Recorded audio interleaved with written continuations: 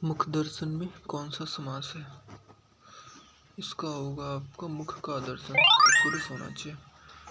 मुख दर्शन अर्थात मुख का दर्शन में तत्पुरुष समास है। इस समास में उत्तर पद प्रधान होता है। द्विगु समास में पूर्व पद संख्यावाचक विशेषण एवं उत्तर पद प्रधान होता है, जैसे चौराहा। द्वंद्व समास में समस्त पद अर्थात दोनों पद प्रधान होते हैं, जैसे राजा और प्रजा। कौन सा शब्द बहुव्रीहि समास का सही उदाहरण है? पंचानन, पुरुष सिंह, त्रिभुवन, निषदिन।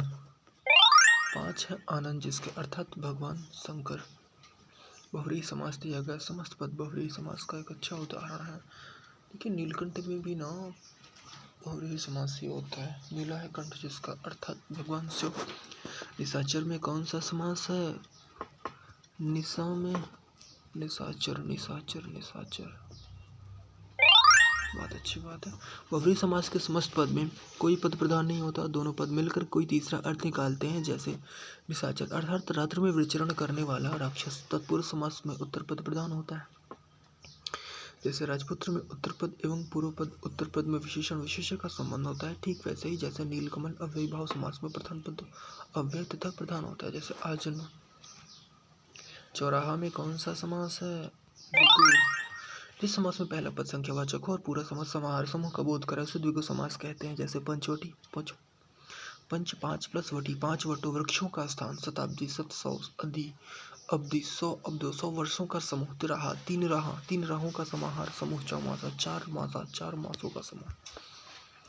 दशमुख में कौन सा समास है?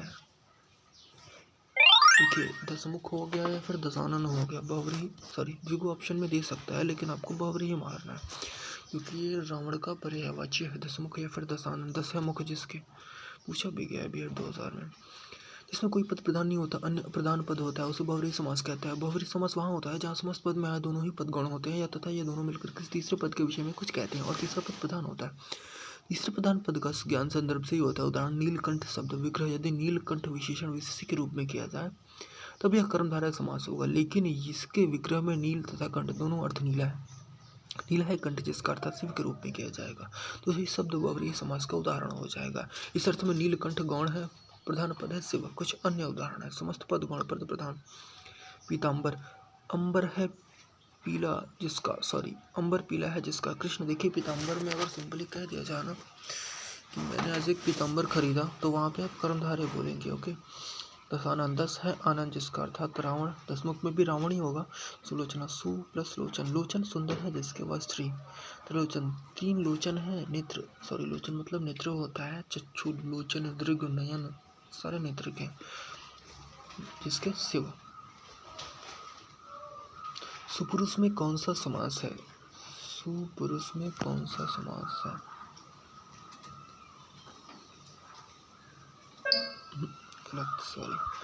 कर्मधारय समास समस्त पद का एक गुणवाचक विशेषण और दूसरा विशेष्य होता है, जैसे परम प्लस आनंद कर्मधारय।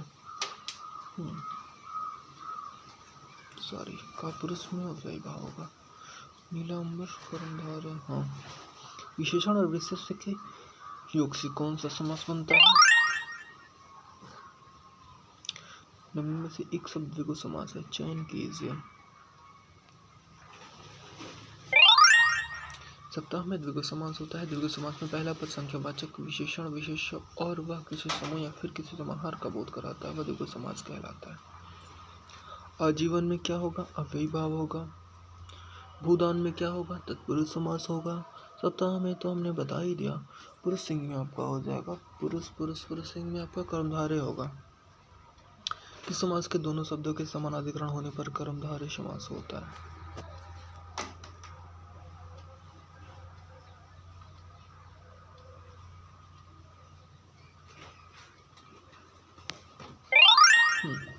जब पूर्व पद विशेषण होने के कारण गौण तथा उत्तर पद विशेष होने के कारण प्रधान होता है, वहाँ तत्पुरुष समास होता है। इस प्रकार तत्पुरुष समास में सदैव पूर्व पद गौण तथा उत्तर पद प्रधान होता है, जैसे देशवासी, देश का वासी, गुरु दक्षिणा, गुरु केले दक्षिणा आदि।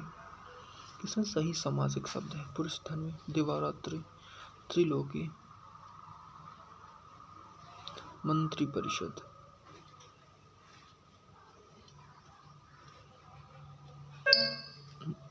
कैसे गलत हो गया? सॉरी। दिवारात्रि कर्मधारय समास। ओहो,